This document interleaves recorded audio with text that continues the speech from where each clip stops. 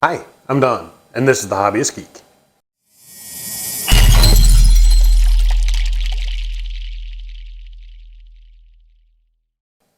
Welcome back, y'all. Today, we're going to be continuing our Metal Earth Batman journey with the Batman vs. Superman Batmobile. I gotta admit, the model itself looks cool. I'm not a big fan of this particular Batmobile. I think it looks like an overgrown go-kart, but the model itself does look pretty cool. So why don't we take a look at the packaging and see what comes inside. So here is the packaging that we get with this particular piece. And you can see we've got this nice little picture of the model here. This has gotten me in danger before, but I mean, looking at it, it does not look particularly difficult. But making statements like that in the past has gotten me in trouble before, and I've ended up being incredibly wrong. So, we'll just have to wait and see. If it's anything like the 1980s Batmobile, it's going to have a lot more detail underneath that we cannot see. On the flip side here, oh my, this is an 8 out of 10 difficulty. So, yeah. There's going to be some difficult bits in this one. We get a nice back image of the Batmobile here. I think this might be the first one that's actually shown us the back side on the product packaging, so that's cool.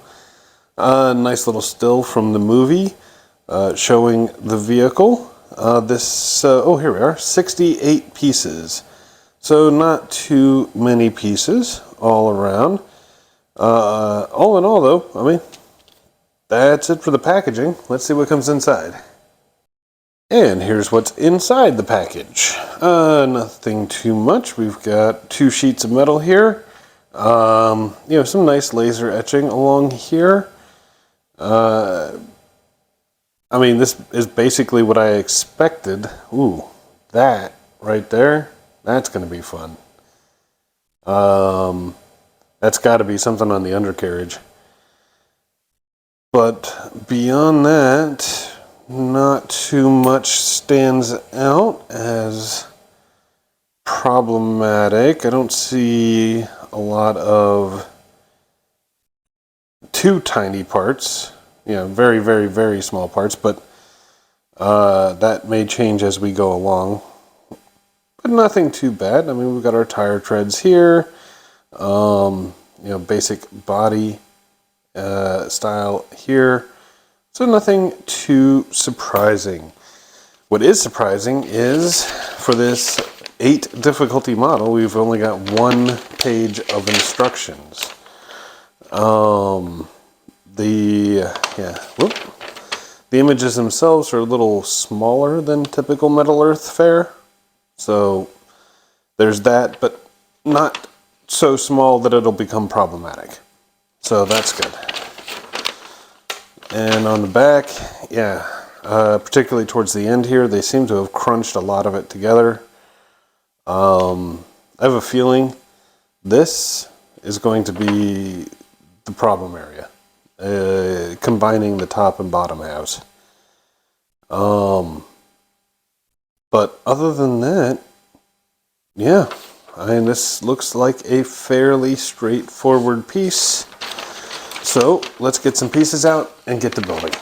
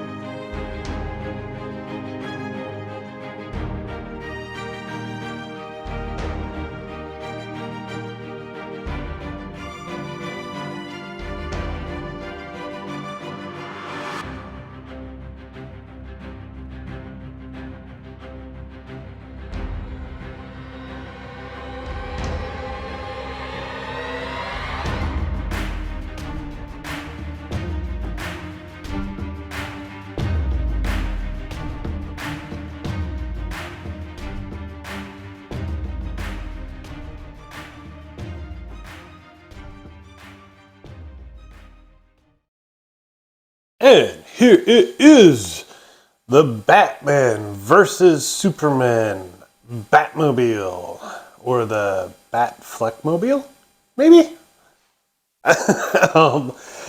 Anyway, fully assembled in all its glory and looking...